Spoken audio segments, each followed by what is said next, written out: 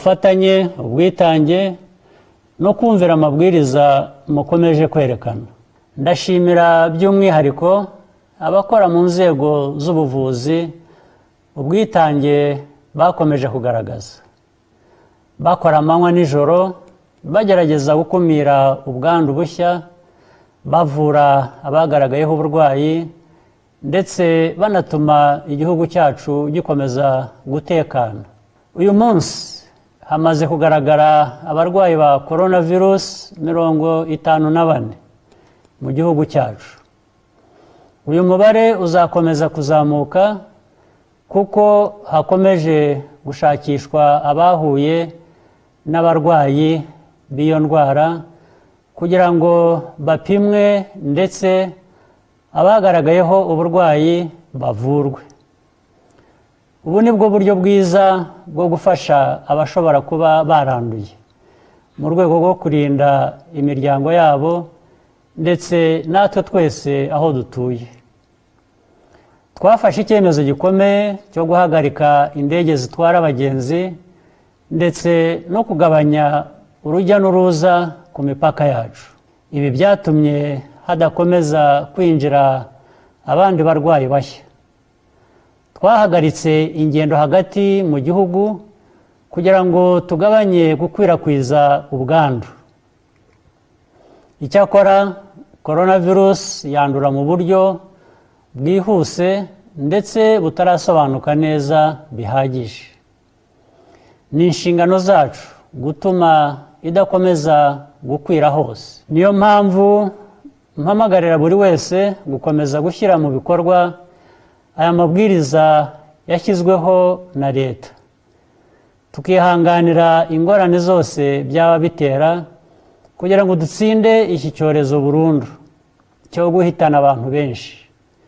Harimo ibi bikurikira: kuguma mu rugo, gusiga intambwe ndende hagati yawe n'abandi mutegeranye igihe uvuye mu rugo ndetse n'iyo haba mu rugo, gukaraba intoki neza kenshi, kwitabaza ubuyobozi igihe ugaragaje ibimenyetso by'uburwayi. Tuzi neza ko ibi bihe bitoroshye byahungabanyije imibereho y'Abanyarwanda benshi ndetse mu gihugu hose. Turabasaba rero ko mwihangana. Turatera intambwe nziza, ntabwo dukwiye gutezuka. Leta izakomeza gukora ibishoboka byose ngo ifashe Abanyarwanda muri ibi bihe bitoroshye. Ingamba zarafashwe n'izindi zizafatwa kugira ngo abikorera bubake uburyo bakomeza gukora muri ibi bihe. Inzego zitandukanye zizategura uburyo abatishoboye bafashwa. Hasigaye kubyihutisha. Turakorana n'abafatanyabikorwa bacu mu karere ndetse n'abandi ku isi mu kurwanya icyo cyorezo. Ndashimira abaduteye inkunga mu kurwanya iki cyorezo, harimo umuryango mpuzamahanga wita ku buzima. Nkaba nshimira cyane Dr. Tedros ndetse na Jack Ma na foundation ye.